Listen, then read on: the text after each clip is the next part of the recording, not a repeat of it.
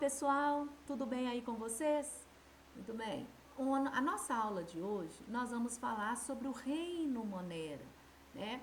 E eu dividi essa aula em 3 partes. A primeira parte de hoje, além de eu citar os outros representantes do reino Monera, eu vou falar um pouquinho mais sobre as bactérias. Coloquei até uma imagem aqui para vocês, né, de bactérias aqui, que nós vamos falar sobre elas, tá?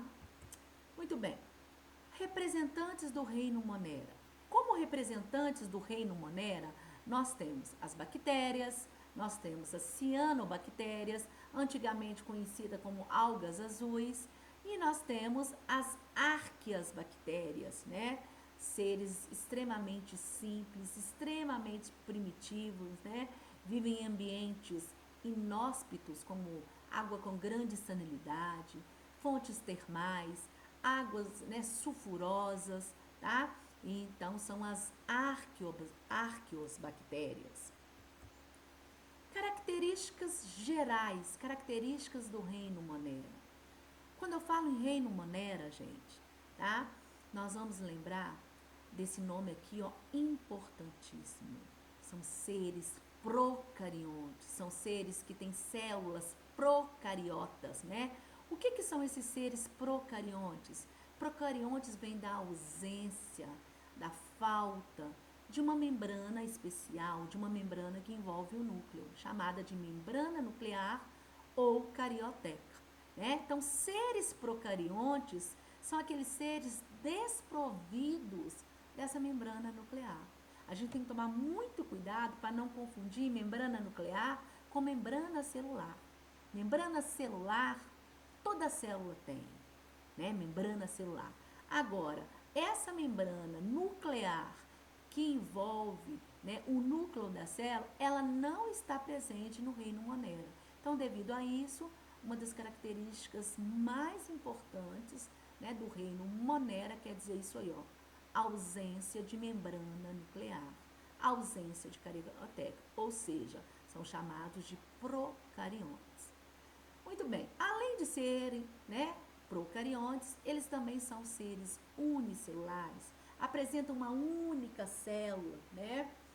Muito bem, como eles não têm uma membrana nuclear, o material genético, DNA da célula, ele se encontra disperso ao citoplasma, jogado ao citoplasma, tá? Então, nós não temos também um núcleo verdadeiro, né? Então, não existe um núcleo verdadeiro. Então, nós vamos encontrar junto dessa região lá onde está o DNA, o material genético disperso, nós temos essa região aqui, ó, que nós chamamos de nucleóide. Outra coisa muito importante também, que vocês têm que ficar atentos a isso aí, que tem gente que acha que a bactéria só tem DNA, único ácido nucleico, DNA, né? Não, elas têm RNA também, tanto é que elas têm ribossomos, né, que sintetizam sua própria proteína aí. Então, elas têm o RNA também, tá, gente? Não confunda isso aí também, não. Então, tem DNA disperso jogado ao citoplasma da célula e possui RNA também, tá? Que, inclusive, vai auxiliar na síntese de proteína, né? Outra coisa também que nós vamos discutir mais à frente, né, é quanto à respiração. Elas podem ser ana ou aeróbicas, tá? Podem ser ana ou aeróbicas, tá? Nós vamos ver isso mais à frente aí. Quanto à alimentação também, né, elas podem ser auto, capaz, suficiente de produzir, de sintetizar o seu próprio alimento. Ou podem ser, tá, heterotróficos, né? Eles podem ser heterotróficos, não produzem o seu próprio alimento.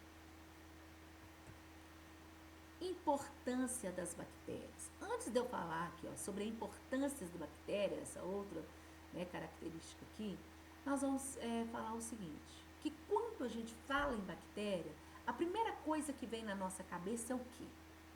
Doenças, causadoras de doenças, fazem mal, são patogênicas, patogenia, né? Muito bem, tá, nós temos essas bactérias patogênicas, né, que causam doenças, inclusive de grande interesse, né, para a área da biomedicina aí, tá? Mas nós temos outros tipos de bactérias também que são muito importantes, né, aqui, tá? Eu comecei esse slide aqui, mostrando para vocês uma figura, uma imagem de um animal em decomposição, né? Quem é que está fazendo a decomposição desse animal aqui? As bactérias. Não só as bactérias, como os fungos também. Né? Então, nós temos a decomposição, né? Bactérias decompositoras, é uma importância dessas bactérias. No momento que elas estão fazendo a decomposição junto com os fungos, né? Elas estão reciclando o meio ambiente, retornando, né, os nutrientes que foram retirados durante a vida desses seres para o ambiente. Então, são as recicladoras biológicas. Né? Então, elas vão fazer a decomposição de restos de animais e vegetais mortos, devolvendo os nutrientes ao ambiente novamente. Além da decomposição, nós temos bactérias fermentadoras, que também, né, temos as bactérias e também temos fungos também. Mas essas bactérias fermentadoras, né, elas fazem, através da fermentação, elas fazem bolo, vinhos, leites e derivados. Outra importância das bactérias, né, é a biotecnologia. Né? Então, elas são utilizadas na biotecnologia para a produção da insulina, para a produção de vacinas. Tá? Então, elas são muito utilizadas nessa área aí da biotecnologia. Outra importância das bactérias, né? Nós temos dentro do nosso intestino, dentro do intestino humano, nós temos as bactérias que produzem vitamina K, que produzem vitamina B12. Né? Então, essas bactérias, essas duas bactérias aqui encontradas no nosso intestino, na nossa flora intestinal, elas são de grande importância, né? Porque elas vão produzir esses dois tipos de vitamina aqui que nós, né, que eu mostrei aqui para vocês, vitamina K, vitamina B12. E além disso, nós temos aqui as bactérias que participam do ciclo do nitrogênio. Né? Como que elas participam do ciclo do nitrogênio? Elas vão fazer o processo de transformação do nitrogênio atmosférico em amônia. Depois essa amônia vai ser transformada em nitrito, depois o nitrito vai ser transformado em nitrato. Então, nós temos bactérias de espécies diferentes, né, que estão participando desse ciclo do nitrogênio, tá? Fazendo essa transformação aqui, ó, tá? Então, essas são as importâncias das bactérias, decompositoras, fermentadoras, participam, né, da biotecnologia, produção de vitamina K, vitamina B12 e participam do ciclo do nitrogênio. Muito bem. Aqui eu coloquei para vocês a imagem, a estrutura de uma célula bacteriana, né, no qual a gente vai entender, né, nós vamos ver aqui, ó, quais são as estruturas de uma célula bacteriana, tá? Então, essa morfologia, anatomia aqui, ó, tá? Então, nós temos a cápsula aqui toda, né, que é o corpo, como se fosse o corpo da bactéria, e nós temos aqui essa membrana aqui, que eu coloquei em amarelo aqui, ó, essa membrana mais externa aqui, que é chamada de membrana celulósica, ou parede celular, né? Essa parede celular aqui das bactérias, que eu coloquei, está aqui em amarelo, essa parede celular, ela é formada por uma substância chamada de peptoglicano, tá? Ou mureína, peptoglicano ou mureína. Às vezes vai aparecer no vestibular de vocês aí uma questão falando sobre mureína. Opa, o que é isso, mureína? É a mesma coisa que peptoglicano, tá? É uma substância, tá, química aqui presente na parede celular das bactérias. Vocês lembram que a parede celular dos vegetais é celulose, né? Nós temos lá um polissacarídeo estrutural chamado celulose. Das bactérias é o peptoglicano ou mureína, tá? Essa parede celular presente na estrutura das bactérias, ela confere a elas mais resistência, mais proteção, tá? Então, ela se torna mais resistente, mais protegido, o seu citoplasma está mais protegido. Em verde aqui, nós temos uma camada secundária, né, uma membrana secundária aqui, né, que nada mais é do que a membrana celular, a membrana plasmática, né, que é uma membrana celular, a membrana plasmática, a membrana citoplasmática, cuja composição química é igual, é a mesma de toda a membrana celular, né? Lipídios e proteína, origem lipoproteica, lipídios mais proteínas que constituem a membrana celular, né? Muito bem, aqui dentro, esse espaço todo aqui, é o citoplasma da célula da bactéria. Dentro desse citoplasma aqui, nós vamos encontrar aqui, ó, essa estrutura aqui, ó, né, circular aqui, essa estrutura aqui circular, jogado, dispersa ao citoplasma, que é o DNA da célula bacteriana, que é um DNA que se encontra disperso, jogado ao citoplasma, devido à ausência do quê? Da membrana nuclear, devido à ausência do quê? Da carioteca, né? Então, como não tem carioteca, não tem membrana nuclear para proteger, né, o DNA que fica dentro do núcleo, esse DNA aqui vai se encontrar disperso ao citoplasma. A essa região aqui, ó, onde nós temos esse DNA circular, nós temos o que nós chamamos de nucleóide. É um nucleóide, né? Muito bem. Logo aqui, nós temos essa estrutura aqui, ó, que seria um DNA secundário, um pequeno fragmento do DNA. Esse DNA secundário aqui nós chamamos de plasmídio. A maioria das bactérias tem esses plasmídios. Não são todas as bactérias, mas a maioria tem. Qual que é a função desse plasmídio? Esse plasmídio, ele confere à bactéria maior resistência, torna ela mais forte, né? Mais resistente ao uso de antibiótico. Né? Então, porque nós sabemos quando nós introduzimos, né? Tô com alguma bacteriose. Então, eu começo, eu introduzo o uso de antibiótico. O antibiótico, ele vai justamente, né? Paralisar a síntese de proteína da célula bactéria. Se paralisa ela, ela perde seu metabolismo e, consequentemente, vai morrer. As bactérias que têm plasmídios, elas são mais resistentes, tá? Então, elas se tornam mais resistentes, a demora vai ser maior ali ao combate dela. Então, são plasmídios, são pequenos fragmentos de DNA secundários. Além dos plasmídios que eu mostrei aqui para vocês estão vendo aqui, ó, essa estrutura aqui, ó, a única organela citoplasmática presente no citoplasma das bactérias, tá? Então, aqui, ó, nós temos aqui, ó, ribossomos, aqui, ribossomos, aqui, ó, ribossomos, né? Qual que é a função desses ribossomos? É sintetizar, produzir, né, proteínas, fazer a síntese de proteína, a síntese proteica. Então, não se esqueçam, é a única organela citoplasmática presente no reino Monera, presente na célula bacteriana, tá? São os ribossomos.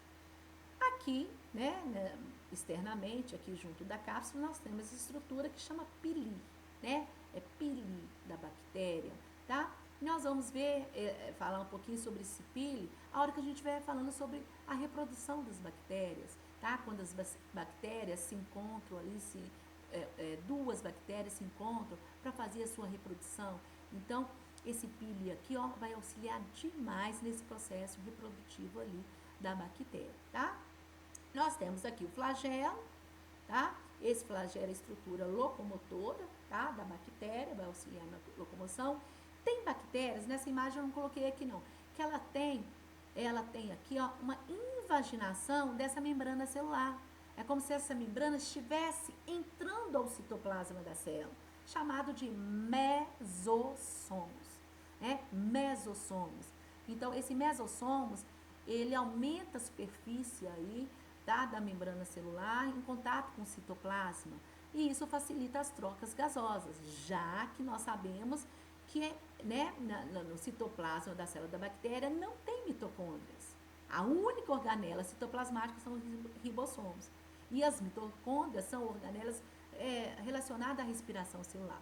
Então, esses mesossomos, né, na membrana ali celular, ele vai fazer as trocas gasosas ali para a respiração da bactéria, ok?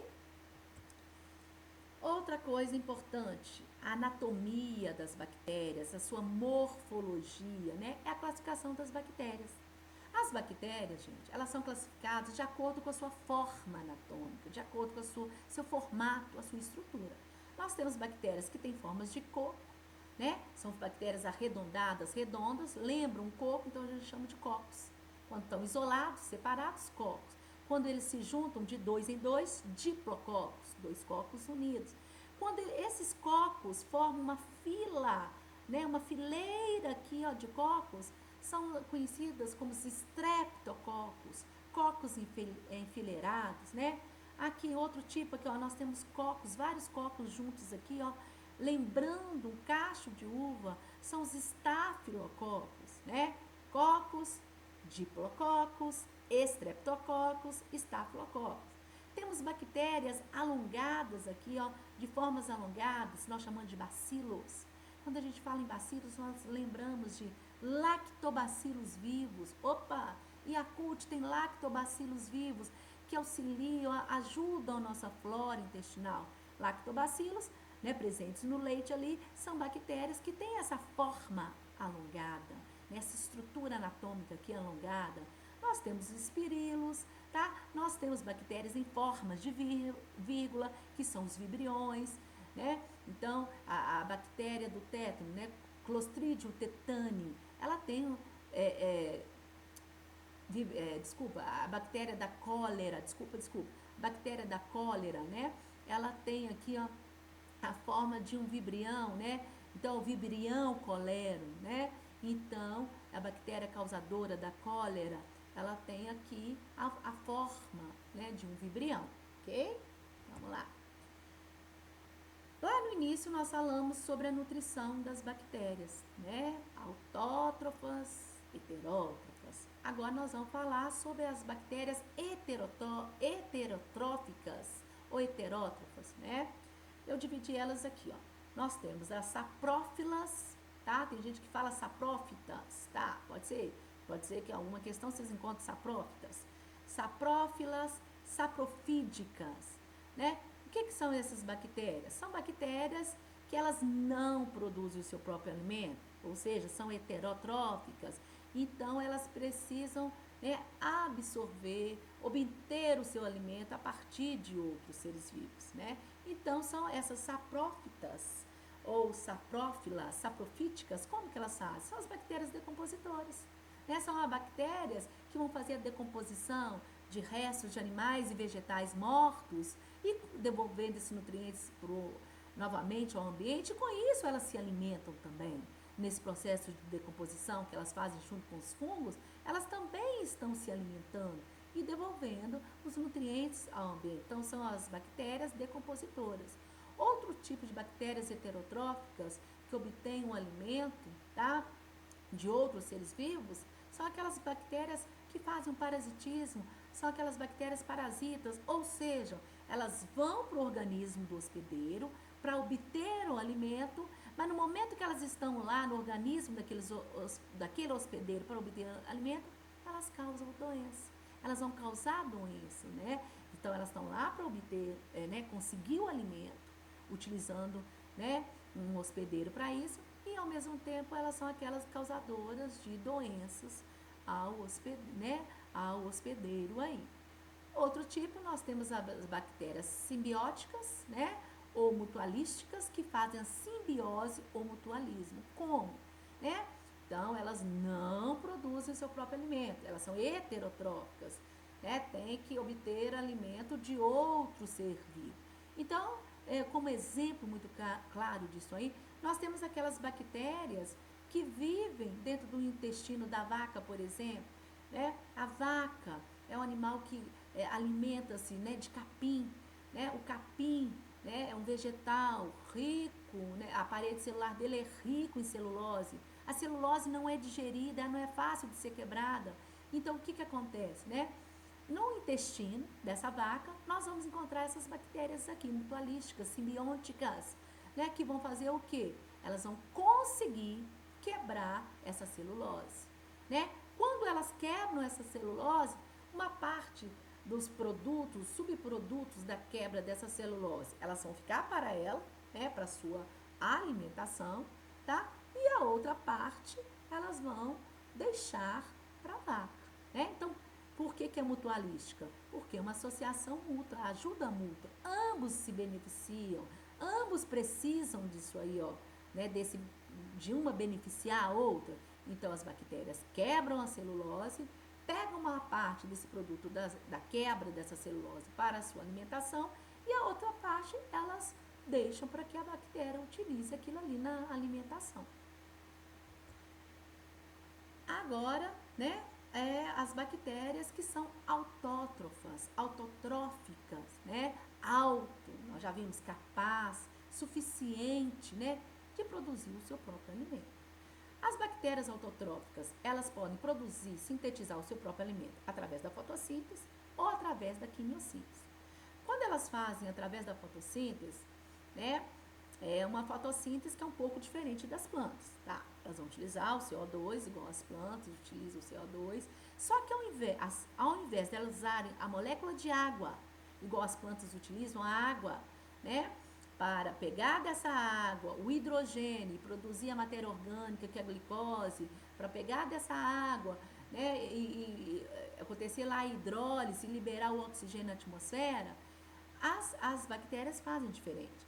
Elas pegam, então, o gás carbônico e pegam esse gás aqui, ó, o gás sulfídrico. Gás sulfídrico, olha a fórmula química dele, H2S, né? Então, elas vão utilizar esse hidrogênio aqui, do gás sulfídrico, e vão produzir a matéria orgânica aqui, ó, esse tipo de matéria orgânica aqui.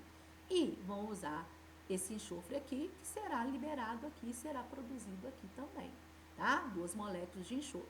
Então, elas pegam gás carbônico, gás sulfídrico, a luz, tá? A luz do sol e uma substância que é a bacterioclorofila. Bacterioclorofila, né? Então, é a bacterioclorofila.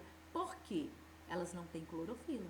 Lembra que a clorofila, quem origina a clorofila são os cloroplastos, né? Bactéria, no seu citoplasma, a única organela citoplasmática que tem, ribossomos, né? Então, não tem cloroplasto. Se não tem cloroplasto, não vai ter clorofila. Então, é bacterioclorofila. Então, gás carbônico, gás sulfídrico, luz, bacterioclorofila vão produzir essa matéria orgânica aqui, água, mais 2 moléculas de enxofre. Muito bem. O outro processo autotrófico dessas bactérias, alto, capaz, suficiente de produzir o próprio alimento, através da quimiossíntese. Nessa aula de hoje, a gente não vai entrar muito em detalhes da quimiossíntese, tá? Mas a quimiossíntese, esse processo de quimiossíntese, é quando as bactérias fazem lá, no início lá que eu falei para vocês, do ciclo do nitrogênio, né? Então, elas pegam uma substância lá inorgânica, né? Vão pegar lá uma substância inorgânica, um composto inorgânico lá, transforma esse composto inorgânico em amônia. A amônia é transformada em nitrito, o nitrito é transformado em nitrato e aí ocorre, né, esse processo aqui de quimiossíntese, um processo de produção do próprio alimento aí para a bactéria, né? Nada mais é do que o ciclo do nitrogênio. Nós vamos ter bactérias, espécies de bactérias diferentes, né, que participam desse ciclo aí. Temos as bactérias fixadoras, que se encontram nas raízes lá das leguminosas, que vão fixar, absorver esse nitrogênio atmosférico e fixá-lo ali, né? Aí vem outra bactéria, transforma, né, a amônia, que foi transformada ali em nitrito, aí vem outra bactéria, transforma o nitrito em nitrato e aí vai o ciclo do nitrogênio aí, que é um exemplo de quimiossíntese feito pelas bactérias, tá? Então, recapitulando aqui, quando as bactérias são autotróficas, elas podem produzir o seu próprio alimento ou através da fotossíntese ou através da quimiossíntese, ok? Entendido aí, gente? Então, vamos lá. Agora, nós vamos falar sobre mais uma característica aí, tá? Que é a respiração das bactérias, tá? As bactérias, a maioria, tá? Tem respiração aqui aeróbica. O que é respiração aeróbica? Presença do gás oxigênio. Então, elas vão utilizar o oxigênio, tá? Para produzir a energia, né? Através da respiração aeróbica. Nós já vimos em aula passada que quando um ser vivo, uma célula, tá respirando, né, aerobicamente, né, no qual ela precisa do oxigênio, o saldo energético, o saldo de energia que ela produz é muito maior do que quando ela fermenta. Quando ela respira, são 36 ou 38 moléculas de ATP. Quando ela fermenta, ou seja, na ausência do oxigênio, produz apenas 2 moléculas de ATP, né? Então, vamos lá, nós já vimos em aula aí sobre respiração celular. Então, a maioria das bactérias, em relação à respiração, elas são aeróbicas, ou seja, precisam do oxigênio, tá? Para fazer sua respiração celular, tá? E isso vai acontecer, aonde que vai acontecer essa respiração celular? Na membrana celular. Por que na membrana celular? Porque elas não têm dentro do seu citoplasma aquela organela citoplasmática importantíssima que é responsável em fazer a respiração celular, que são as mitocôndrias. A única organela, não podemos esquecer, que as bactérias elas têm no seu citoplasma são os ribossomos, né? Então, devido à ausência da mitocôndria, essa respiração celular aqui, essa respiração aeróbica, é feita na membrana celular, ok? Muito bem. E aquelas bactérias nós temos anaeróbica, eu coloquei até aqui em destaque, aqui, ó, ana em vermelho, né? Ana, ausência, falta de quê? De oxigênio. São aquelas bactérias, né, que sobrevivem, né, na ausência de oxigênio, que conseguem produzir a sua energia, bem um saldo bem menor, né, apenas 2 moléculas de ATP, sem o oxigênio. As bactérias anaeróbicas, nós temos aquelas anaeróbicas estritas ou obrigatórias, são aquelas que não conseguem viver na presença do oxigênio. O oxigênio é fatal a elas, a presença do oxigênio mata essas bactérias, tá? Então, nós temos como exemplo aqui, depois a gente vai falar mais sobre isso. Nós temos bactérias anaeróbicas, né?